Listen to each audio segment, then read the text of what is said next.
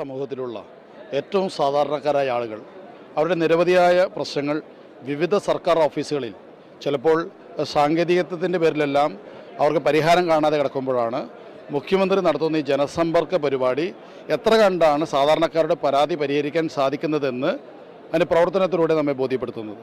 കഴിഞ്ഞ വർഷവും ഇത്തരത്തിൽ അനവധിയായ പ്രശ്നങ്ങൾ പരിഹരിക്കാൻ സാധിച്ചു എന്ന് മാത്രമല്ല, പലപ്പോഴും പരിഹരിക്കാൻ സാധിക്കാത്തത് ഇന്നിന്ന കാരണങ്ങളാണ് എന്ന് മനസ്സിലാക്കിക്കൊണ്ട് അതിനാവശ്യമായ ഗവൺമെൻറ് ഉത്തരവുകളും ചട്ടങ്ങളിലുള്ള ഭേദഗതികളും വരുത്താൻ ഗവൺമെൻറ് സാധിച്ചത് ഇത്തരത്തിൽ ജനസമ്പർക്ക പരിപാടി നടത്തി ജനങ്ങളുമായി അവരുടെ പ്രശ്നങ്ങൾ മുഖ്യമന്ത്രിക്ക് സംവദിക്കാൻ സാധിച്ചപ്പോഴാണ്.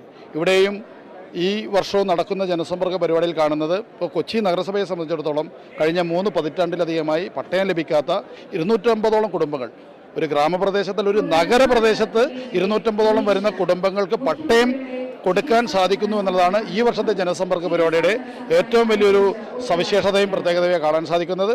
അങ്ങനെ എത്തരത്തിലാണ് ഒരു ഗവൺമെൻറ് ചലനാത്മകമാണ് എന്ന് പ്രവർത്തനത്തിലൂടെ തെളിയിക്കുന്ന ഏറ്റവും വലിയൊരു പ്രവർത്തനമാണ് മുഖ്യമന്ത്രിയുടെ ജനസമ്പർക്ക പരിപാടി.